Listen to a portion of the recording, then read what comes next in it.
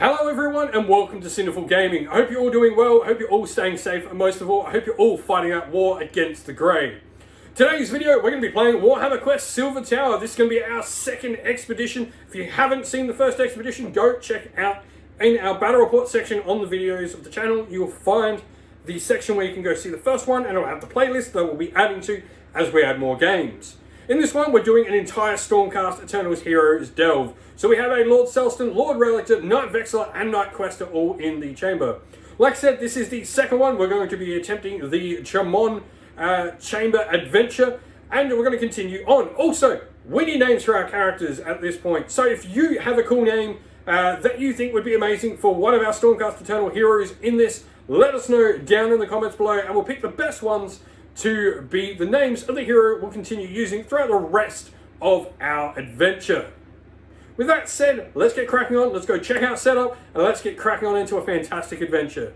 Before we get into today's video, we'd like to give a special thanks to our channel sponsors. First of all, to Mithras Games, who provides us with all our amazing game mats for the channel.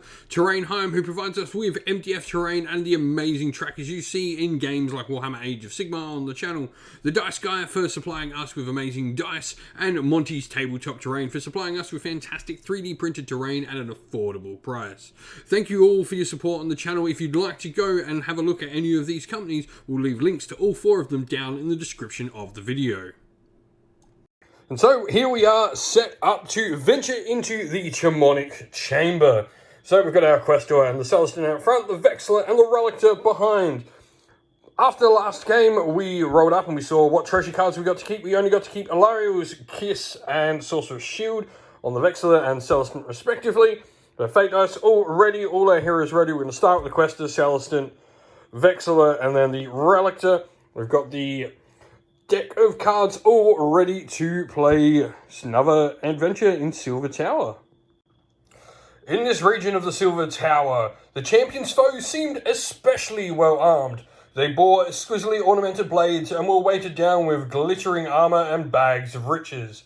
After battling through another waves of these gaudily attired enemies, the champions reached a perfectly spherical chamber whose walls were liquid steel.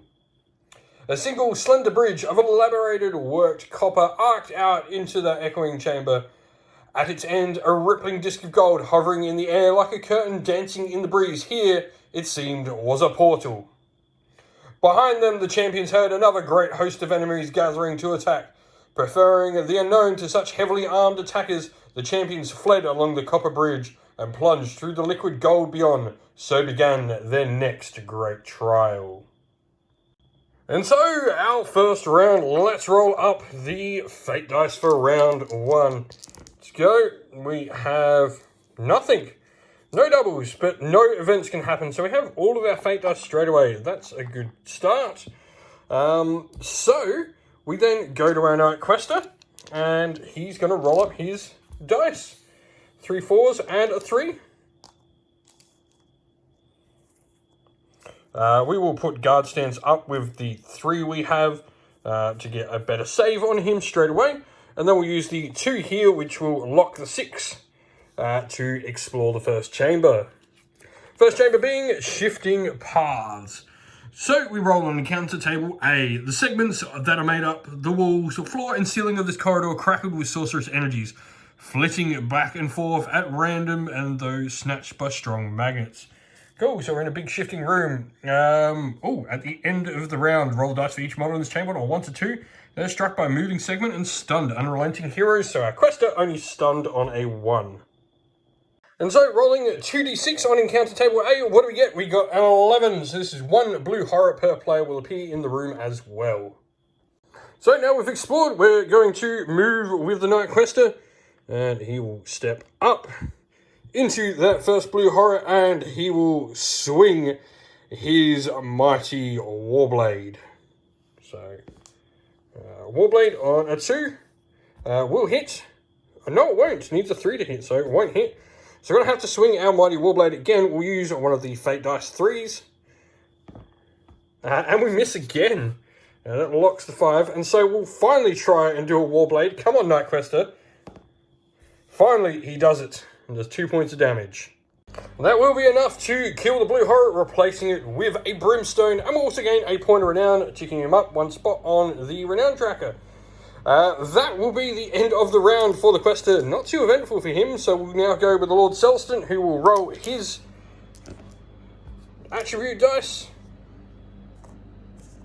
Nothing too fantastic for him. Good thing he has a missile weapon on. So he needs a 1+ to use it, so we're going to shoot that Brimstone Horror straight in front of him. And so we need a 4+ with a Sigmarite Warcloak to hit. We do not. We'll go with an Ava Sigmarite Warcloak. We hit and kill a Brimstone. We will then spend the 4 in here, locking the 6 to move him through our Questor to put him up there. And then he will attack with a 2+, so we'll go with, oh no, we'll leave that. We'll go with the 3 using his Sigmarite Rune Blade first, needing a 3+ to hit. Hits, and we'll do D3 for 1, and so then we'll finish off with our Warhammer, which will do another point, removing the blue horror, taking the Celestin up 1. Almost got our first model around, and a Brimstone Horror will replace. We'll then go with the Knight Vexillor next, so we'll roll his dice. We've got 4s. And look, we're going to use the 5 immediately. This will give us a 6. Now we can remove the Knight Vexillor or another hero and immediately set them up somewhere else on the board. So we're going to remove the Lord Relictor and set him up at the other end.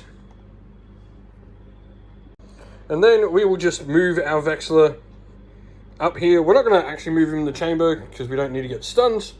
No reason if he's not going to get in combat, so we'll leave it like that for him. And we'll discard all dice. We don't want to keep any of them. None of them are worth keeping for next round. And then we go to the Relictor, who unlocks the 6. And then we roll his dice. So 2 5s, a 3, and 1 for him. So we will start first of all by trying to hit that in the head. So we'll go with a 1+ on the Relic Hammer on a 3. Does 1 point of damage to the blue, and we'll go again on a 3 for 2. Then we'll take the blue horror out. We'll then hit again on the Brimstone, which we will miss. Tiny little thing. We'll then use our last 5 trying to get it. Miss again, and hopefully can get it with the last fate dice. And we do. Brimstone Horror goes away. Alright, so now we have to roll and see what the horrors are going to do on the behavior table. So, a 4. This will mean blazing well in each horror in the group moves so there are as many heroes in the chamber with it as possible, and then they attack with pink fire. So, we have 1 Brimstone, so he will hit on a 5+ with blue fire. With pink fire, sorry, on a 5+ area, so they're going to try and hit everyone in the same chamber. So we'll start with the Questor on a 5+, is hit. The Celestant on a 5+ is hit. Wow. Relictor on a 5+ is not hit. And so Questor is going to have to make a save. He's got a 3-up thanks to using his guard stance. Fails and takes a wound. And then the Celestant will have to make a save on a 4+, which he fails as well and takes a wound also. We've then got the blue horror who will hit on a 4+ with pink fire. So the Questor, once again, misses. The Celestant will get hit, and the Relictor will not get hit. So just the Celestant has to make a save on a 4+, which he fails as well. So he's taken 2 wounds this round. Ouch. And so that is the end of the round. So we now need to roll for every hero in the chamber. So starting with the Questor only on a 1, because he is an unrelenting hero, he will be stunned. He's not. Lucky he is unrelenting. The Selston on a 1 or 2 is not. And the Relictor on a 1 or 2 is stunned. Is not. The horrors do have to roll as well, so the Brimstone is not, and the blue is. The blue is stunned and will not activate this round. Nice. And so going into a new round, we need to roll new fate dice. So we start with fate dice for the round. Double 3s. And a 1, 2, 6. And so double threes will not produce anything as none of our heroes have 2 or more skill cards, so blots will not come and get set up. So that means we're fine to continue going. Before we activate our Selston, we're going to use Alario's Kiss. So you can drink this potion before making your action roll. Roll a dice for each wound marker on your card. So 2 dice. On a 2 or 3, replace them with stuns. On a 5 or 6, 4, 5 or 6, remove them entirely. So one of them doesn't get removed, but we remove one entirely. Then discard the card, and now we're ready to roll for our action dice for the Celestant, rolling 3. And he's going to go into the Brimstone Horror with a Warhammer attacks to start with. Misses. He'll go again, and hit. That'll remove him. And then he will also attack the Blue Horror with his last 3. This will be with a Sigmarite Runeblade on a 3+ to hit. Hits for D3. For 2, that'll be enough to remove the Blue Horror and give him a point of renown. And then we will go attacking the Blue Brimstone that'll appear there now. And we'll attack that with the 1 with our Warhammer. And we hit and kill. What's cool about that is normally we don't get renown for killing off any Brimstones. However, if you slay 3 adversaries in a turn, we gain a renown, which means he will gain a renown and he'll now get to draw a skill card. Battle Wrath. Whenever you slay an enemy, increase the score of your lowest hero dice by 1. If your hero is chaotic, we're not chaotic, but we've got Battle Wrath. Cool. Then going to use the last fate dice and remove a wound. And then we will pass down the line until we get to the Questor, who will roll his dice. And then we will remove a wound with him. And now we'll go into a respite and rearrange the heroes. And so we're going to search for treasure with each of our heroes. So the Questor on a 4+ will get to search. He's going to. The Celestant will get to on a 4+. He does. The Vexillor on a 4+. Does not. And the Relictor on a 4+ does. And so we drew for the Questor, the Celestrium. We got Mithras Chalice for the Celestant. And the Relictor got Gem of Command. We now roll fate dice. Triple 1s, so they disappear. And 3 and 5. And so, because we rolled 1s, this is going to be an unexpected event. We got 61. How long has he stood there? None could say, but the champions became suddenly aware of their captor's presence. Manifest and almost within arm's reach, no sooner had they detected him than the gaunt summoner begins to fade from sight and an enigmatic look upon his hideous features. He joins the fray as close as possible to the room-marked player from a portal that he can access, and he will act this adversary phase and disappear at the end of the turn. So, we're going to try and get rid of him, or he's going to do some serious damage to me. And so, we're going to start with the Vexillor rolling his attribute dice. So, double 1s, 2 and 5. We've got nothing to put on Arcana War, which is unfortunate. So, we are going to use a 1 and explore, though, the next chamber. Gaunt Summoner is only there for a turn, so this is Crystal Junction. The light that pulsed from the crystal prisms was luridly bright. Its touch somehow greasy and exhausting. Everything it lit blurred and shivered, shuddering in and out of focus amidst jeering stabs of migraine agony. We subtract 1 from the result of any save rolls for heroes in this chamber. Ooh, yuck. And now we roll an encounter table C, which requires a D6 for a 2. D3 Zangors. So D3 for 2 Zangors. And so with our Vexillor, we're going to use our first 5 here, and we will use Ride the Tempest. Remove the Knight Vexillor, another hero in the same chamber as him. Just going to fling the Questor up over there. And then we will do the same using the Fate dice, locking the 3 for the Vexillor though, and fling the Celestin up there as well. Decided we're going to try and flee from the Gaunt Summoner, because he's only there for a turn, so we're going to use our 1 to move into the chamber here, with our movement of 3, so we can't go quite that far. And then we'll use a 2 to move the extra square that we wanted as well.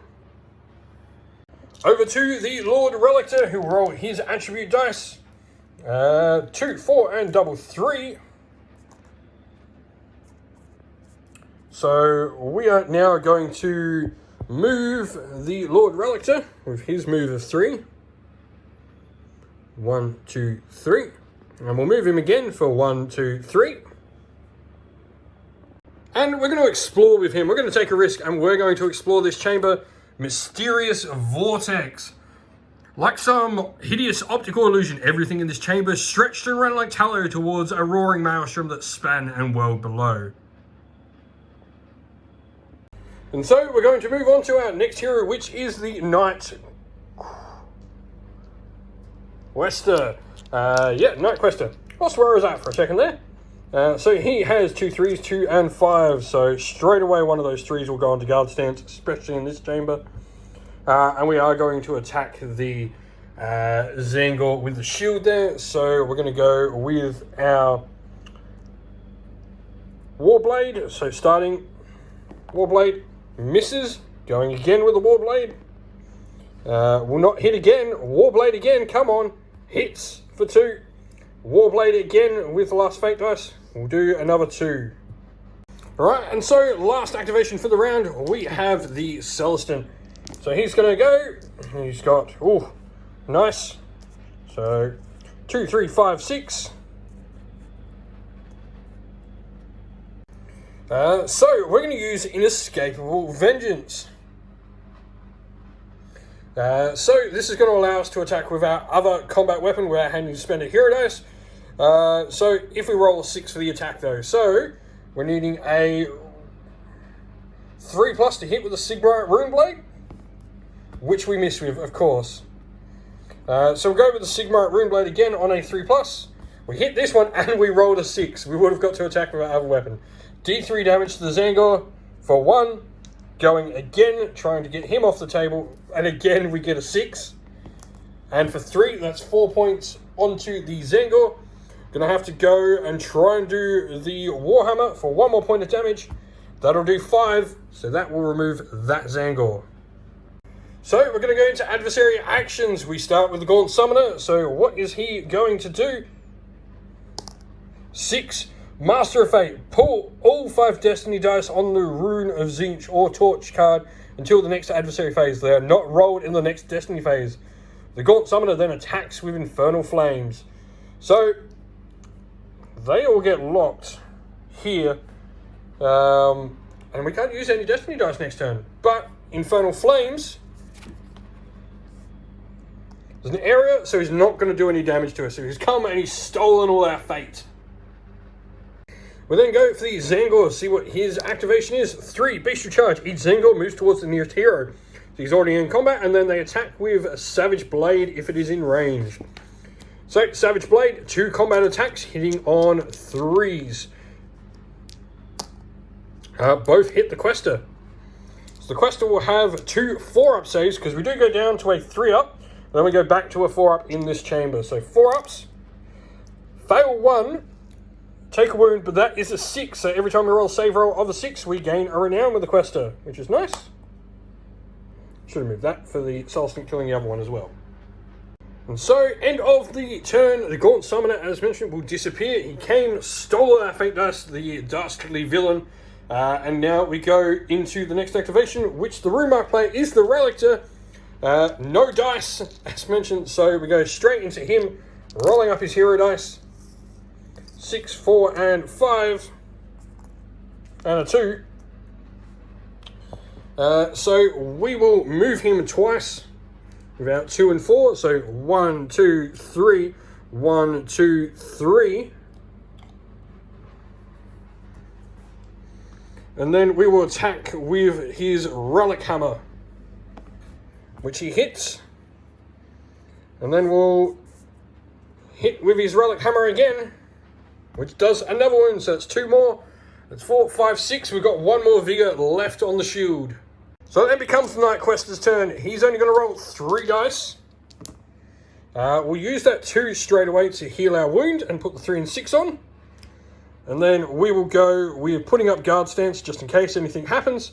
And attacking, we hit with our Warblade for 2 points of damage. The Questor will gain another point of renown. And that is all enemies on the table defeated, so a respite at the end of rounds. And so we then go on to try and roll up for any treasure on a 4+, not for the Questor. Celestant gets another one, Vexillor gets one, and the Relictor gets a treasure. And so, beginning a new round, we'll roll up our fate dice now that we get them again. That is quad 5s and a 4. No adversaries on the board, so nothing happens. This means we'll go into our Questor, who's going to roll 4 dice. And he's going to get to go and see what he can do. So we're going to use that 1 immediately here to explore, showing us what this one is. Alchemist Den, and we will remove 1 card, so we'll remove Shifting Plates. With every swung blade, a magical blast, caged beast shrieked, and volatile fluids seethed, ready to erupt. This was no place for a fight. If an attack roll from a model in this chamber scores a 1, the wild attack caused an explosion of volatile reagents. Roll dice for each model in the chamber on a 1 or 2, they'll suffer a wound. So we make things explode if we attack in here. We also roll on encounter table B, which is a D6 for a 1. 1 Karak Acolyte per player and 1 pink horror. Ooh. So this is what the board looks like. We will now most certainly be putting up guard stance there on a 3. And then we'll go with using a Warblade into the Karak Acolyte right in front of us. For a 3, which will hit. And going again, hoping to get another 3+, and we do, so that will remove that Karak Acolyte, giving us another renown with the Knight Questor. Alrighty, so we're going to go with the Lord Celestin next. He got 2 3s, a 2 and a 6. So we will immediately go with... Yeah, we'll go an Inescapable Vengeance here. Allowing us for Sigmar Runeblade, hoping it's a 6. It is not, but it will be D3 damage for 2. And then we'll use our 2 for the Warhammer, which will hit. And that'll do the 3 points of damage needed to remove that Karak Acolyte. Yes, another point of renown there. He will then go with using the 4 here. Or no, we can't use that yet. We'll go with a 3 into the Karak Acolyte here with shield. So this will need to be a Sigmar Runeblade. It hits for D3 for 2. And going again with our Sigmar Runeblade, hits for D3 for 1. And so we will use the 4 here to try and get rid of that Karak Acolyte with a shield. Hitting on a 3, hits, and D3 for 1. It leaves it on a single. We'll kill it just. And we'll have done 4 damage, so he will gain another point of renown. Knight Vexillor's turn to go. So he rolls his attribute dice. 3, 3, 2, 6. We will, first of all, go and ride the Tempest, flinging the Lord Relictor up behind. And then we'll move with the Vexillor.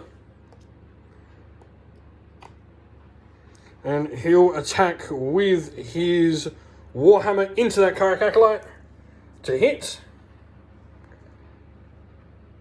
And then we'll go another attack, which will hit as well, doing another point of damage to the Karak Adept. We're then going to also use our Wrathblood card, so anytime during your turn you can roll 3 dice, put them on your card. You can use these for melee weapon actions. So they'll all be extra swings, so 1 on a 3+, we kill the Karak Acolyte. And that'll put an extra point of renown, and then we'll get 2 attacks into the Pink Horror, which will both hit and do 2 wounds to it. And so Relictor will roll his dice up. We made a mistake moving that Relictor there, so we're going to try and do a move. This will need to be an agility of 5+, which he succeeds. So we'll be able to move there, and now we're going to Lightning Storm that thing. Needing a 4+ to hit. We fail to hit. We will then choose to move back in and we'll try and do a swing. We're going to choose our Relic Hammer, and we're also going to use the Death Rune now. So you can draw on the power of the Death Rune before making an attack roll. Roll a dice. If the result is a 1, 2, or 3, discard. If a 4, 5, add 1 to the damage. If a 6, double the damage. So a 1 or 2, Death Rune does nothing for us. So we will do our last swing. Misses. Go into the adversary phase, and we will use the Gem of Command, not allowing that pink horror to activate this turn. So not allowing any horrors to attack this round. Gem of Command is a really, really good artifact to get.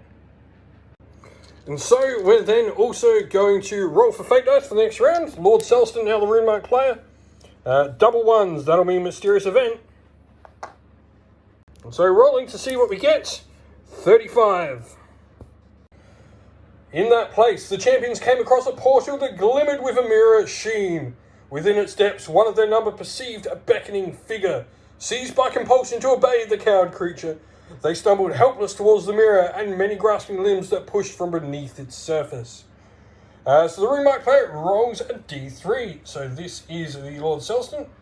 Rolls a d3. He moves that many inches towards the nearest portal, which is here. And if he ends within range of it, which he is stunned d3 times for 1. So this does mean he will only roll 3 dice for the turn. He's got a 6, 2, and 5. We will use that 6 for after we do a move with him.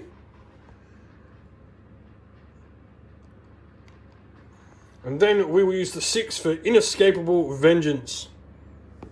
It hits, so we're not going to get the 6 to do the extra, but we do 1 point of damage.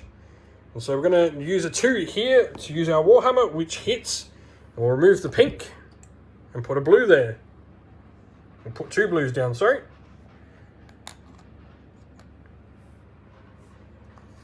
Then use the 3 here for Sigmarite Runeblade, which misses. We'll then go into the closest blue with our Warhammer, which hits for a point of damage on that blue. And he'll also gain a renown for killing the horror. Unlocking the dice, and then we roll 4 dice for our Knight Vexillor. 1, 2, 4, and 6. So the Vexillor is just going to straight up attack. So we'll use a 1 for our Warhammer into that blue horror, which hits and kills it, putting a brimstone there in its place. And then we'll attack the brimstone as well with our Warhammer, killing it as well with the Vexillor. And the Vexillor will gain another point of renown. We're then going to choose to move him, and he'll move back into here, into this square, so he can then use a 6, or rather a 5 for Ride the Tempest, flinging the Knight Questor up into that area. The Relictor will go next. 3, 3, 2, 2. So we're just going to put some pummels in with those hammers. 2 Relic Hammers on 3 pluses. That'll kill the blue, and then another one will kill the brimstone that appears and disappears as I keep smashing the ground with hammers. And so we now get a respite to rearrange the characters. Vexillor is going to be the Rune Mark player, so he can only actually go there. So do we choose to come back this way? I think we actually might choose to come back this way. And then we'll rearrange the... Actually, no, because he can teleport, so he'll just stay there, and then we'll rearrange. Lord Relictor is the first hero up, and then we'll put the other 2 out the way, so the Vexillor hopefully can get a 5+ and teleport himself. Before that, treasure cards. So, we'll get one on the Questor, not for the Celestant, not for the Vexillor, and not for the Relictor. So, just 1 treasure card. Trickster's Brew. And so, Vexillor, as the Rune Mark player, he's going to go first for the round. There we go. So, we got that 5 in there, all important. We got the 5 and 6, which is the nice combo. Oh, where are they going? Totally forgot to roll Fate Dice for this round. So, nothing disappears. And so, we've got 5 fate dice to play around with this turn. Vexillor will first of all use a 5+ to teleport himself to then open the chamber there with a fate dice, locking this 6. So what have we got? Looting the dead. Here glinted grave goods heaped about the feet of strange sarcophagi from inside, which reeked an acrid acid reek. And so we'll then choose to step into the chamber. So we'll go 1, 2, 3. And you know what? On a 4+, we can try and loot. So we will. So on a 4+, we will get to loot. And then 5 or 6, we get a treasure card. On a 1, 2, nothing happens. We'll try, and then we'll put up Icon of War, which allows a bunch of rerolls in the same chamber. And we'll end his turn. So we'll go into the Relictor.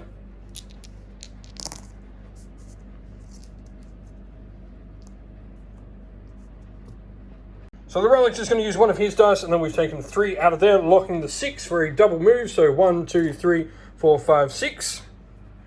Putting him at the top of the board. We will have a try at a loot here. 4, nothing.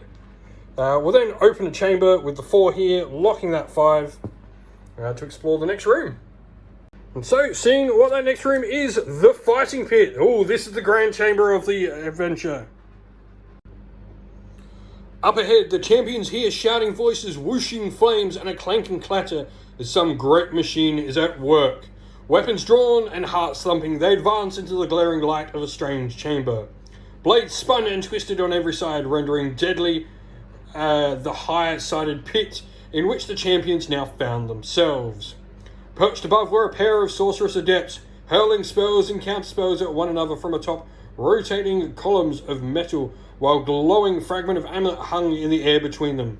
Cultists thronged to the edge of this arena, bellowing encouragement to one another or the other fighter combatants, yet all eyes turned to the champions now. With a great shout, the cultists attacked. And so the Relictor will step up with his next move into the Fighting Pit chamber. Now got the rune available, we've got to kill all the Karak Acolytes. So step up, and then we will use Lightning Storm on this Karak Acolyte here.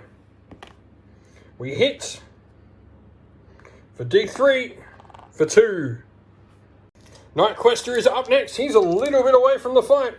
3 4s and a 5, so we're immediately going to use a 4 and another 4. So 1, 2, 3, 1, 2, 3. And we're going to have to use our next 4 for 1, 2, for 1.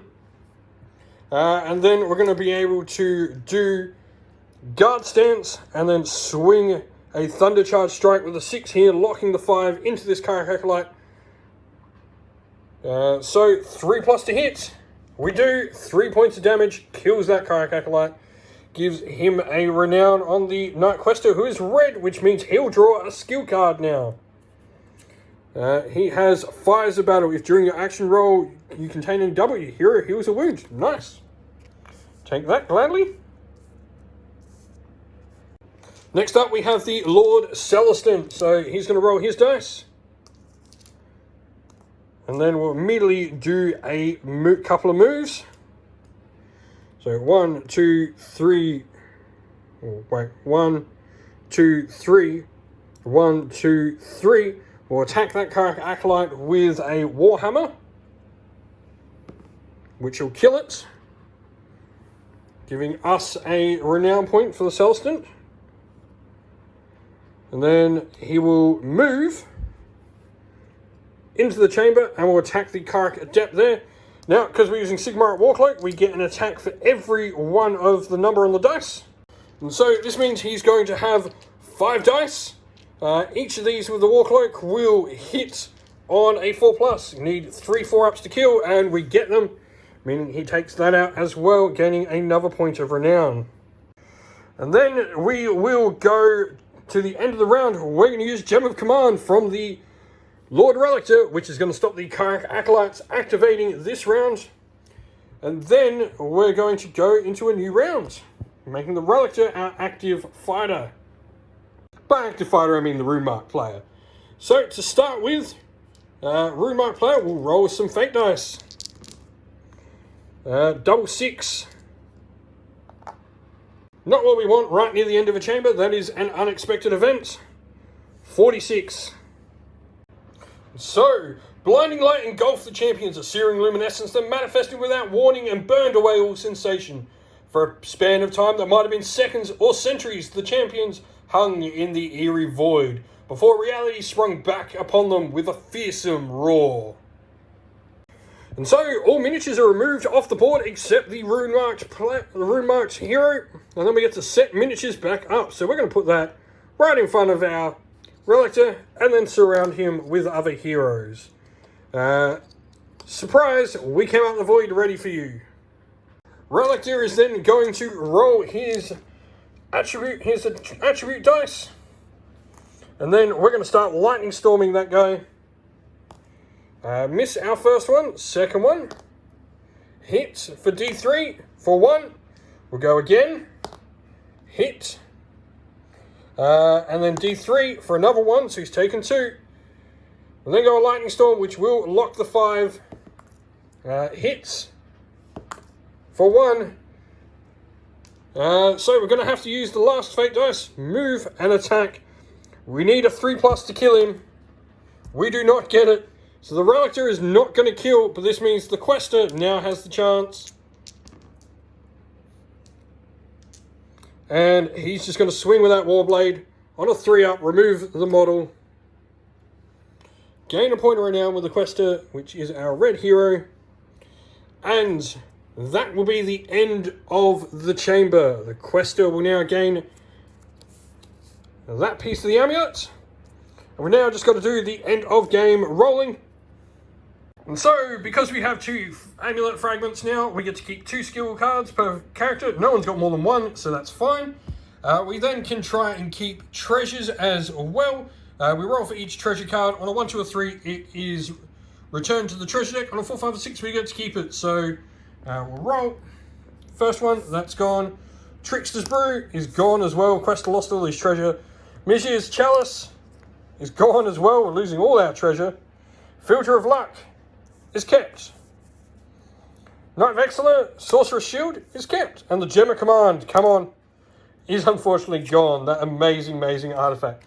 With that, that is the end of this expedition in the Silver Tower.